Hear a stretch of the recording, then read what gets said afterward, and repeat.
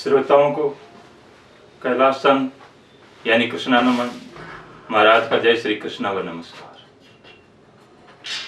मैं ज्ञान सहित विज्ञान को संपूर्णता कहूँगा, जिसको जानने के बाद इस संसार में कुछ भी जानने योग्य शेष नहीं रह जाता।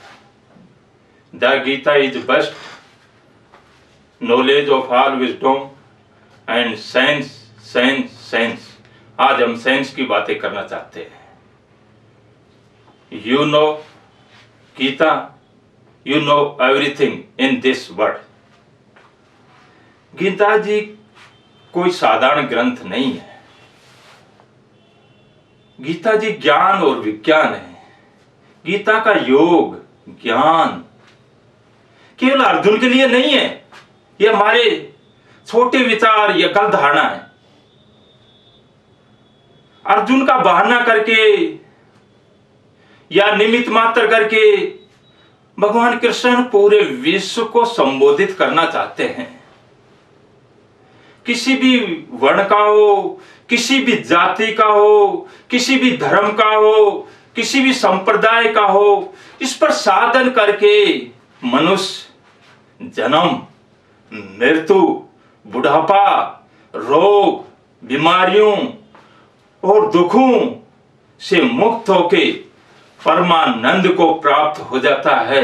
Having transcended the aforesaid three modes of Prakriti, which have caused the body free from birth, death, old age, and all kinds of sorrow, this soul attains supreme bliss. तीनों गुणों का उल्लंघन करके हमेशा के लिए सुखी हो जाता है। गीता का योग ज्ञान सबसे पहले कृष्ण भगवान ने सूर्य को दिया था।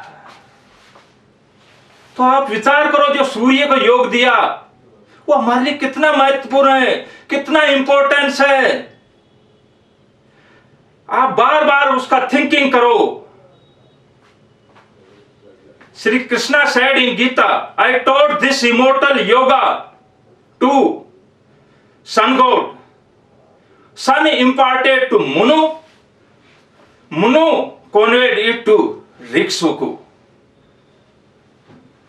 Imam vivasvate yogam proktvan ahem avyam vivasvate munvetra munve ईश्वके way I breathe.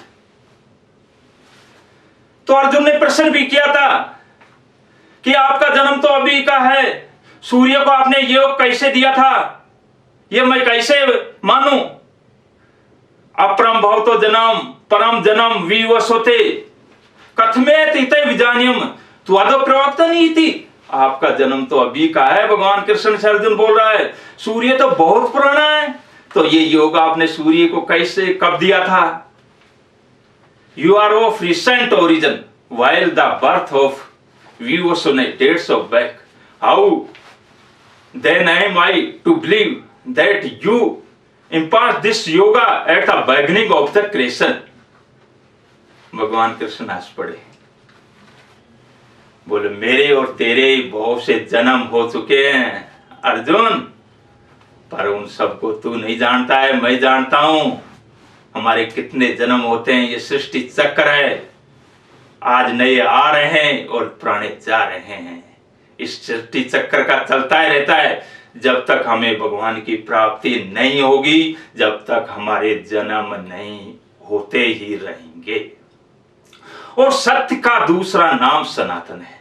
चाहे वह हिंदू हो, मुस्लिम हो, ईसाई हो, क्रिश्चियन हो या कोई भी धर्मावलंबी क्यों नहीं हो, जब तक सत्य की कसौटी पर नहीं आएगा उसको सनातन की प्राप्ति संभव नहीं है। और सत्य का आधार ही सनातन है, याद रख लो।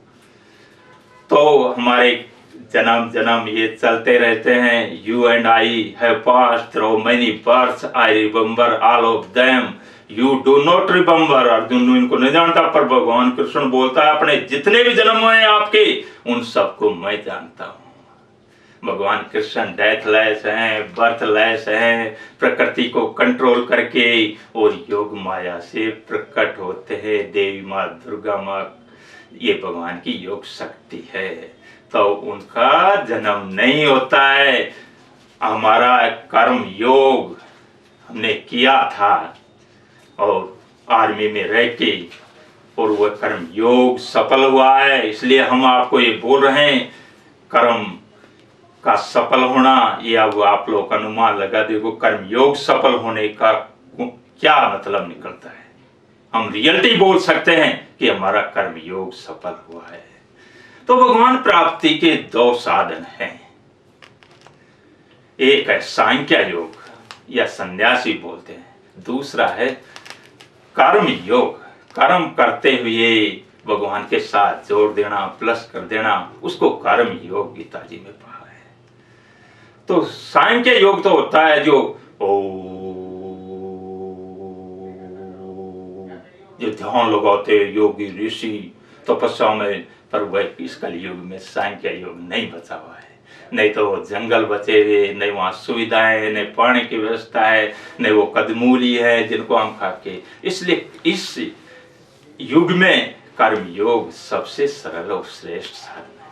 कर्म करते हुए, ड्यूटी करते हुए भगवान के साथ अपने को जोड़ देना, उसी को कहा है कर्म योग।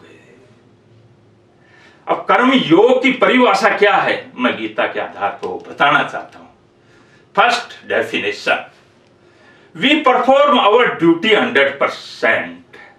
चाहे आप किसी ऑफिस में हो, कार्यालय में हो, स्कूल में हो, डॉक्टर हो, फौज में हो, पुलिस में हो, खेती का काम करते हो, कोई भी आप काम करते हो, उस कर्म को तत्परता के साथ करना है। कर्म के दौरान या ड्यूटी के दौरान व्यर्थ बातें नहीं करनी है। समय का पंचुअल होना चाहिए आदमी को। दूसरी परिभाषा, तस्मात् सर्वेषु कालेषु मां मैं अनुस्मरण और युद्धे। भगवान ने क्या कहा है, कहीं आपको जाने की जरूरत नहीं है, काम भी करो और मेरे को याद भी करो।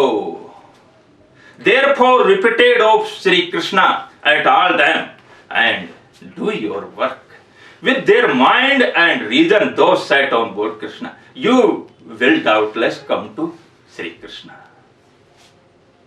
बार बार अभ्यास करना है। आप राम को मानते हो, शस्त्रधारी में गीता में बताए राम भी वो है, राम है शस्त्र वृत्तान। जय श्री राम का अभ्यास करो काम करते हुए। या 11 रुद्र में शंकर भी आई एम शिवा अमूल्य रुद्राज। तो ओम नमः शिवाय का जप करो या जय श्री कृष्ण का अभ्यास बार बार रिपीट। तो कर्म करते हुए हमें भगवान का ये नहीं है कि हम कर्म कर रहे हैं और मुंह में जर्दा चूरी भरा हुआ बोला भी नहीं जाता, इसलिए मुंह को साफ रखे भगवान के अभ्यास के लिए। क्योंकि आज की जनरेशन हमारी बहुत ही, हमारा कोई युग खराब नहीं है कि हम बोलते कलयुग है। आदमी अपने सिद्धांतों से गिर गया है, इसलिए उसको बोलते कल। यदि कलयुग में भी यदि आदमी अपने सिद्धांतों पर रहे तो भगवान को पा सकता है। पर आज हमारी नई जनरेशन की हैबिट क्या बन गई, 24 घंटे मोबाइल में। या अरे इतना पागल हम क्यों हो गए? आज हमारी शिक्षा का स्तर गिर गया है। हमारे जो विश्व के हम गुरु हैं, हमारी कल्चर देखो। भीष्म पितामह ने तो हस्तिनापुर का अन्न खाया था और आखिरी मरने तक अपने प्राण नहीं त्यागे जब तक हस्तिनापुर सुरक्षित नहीं हो। इसलिए जिस रियासत का, जिस देश का, जिस कंट्री का अन्न खाते हो उसको धोखा देना सबसे बड़ा अधर्म है।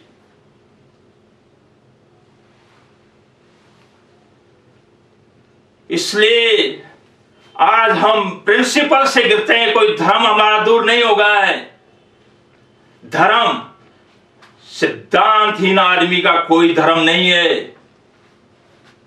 चाहे वह हिंदू हो, चाहे मुस्लिम हो, चाहे सिख हो, चाहे ईसाई हो, चाहे वह और कोई धर्मावलंबी हो। फिर कर्म में आसक्ति नहीं होना चाहिए, तीसरी डेफिनेशन, या कर्म फल में।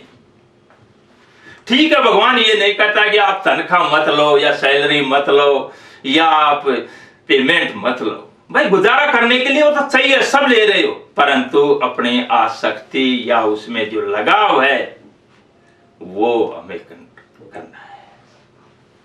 यदि 24 घंटे हम कर्म की तत्परता नहीं है, कितना टीए कितना पेमेंट जोड़ते, वो बोलते आसक्ति, क्योंकि आसक्ति या कर्म के फल से अटैचमेंट रहोगे उतनी प्रकृति ऑटोमेटिक सिस्टम आपको कर्मों में बांधेगी।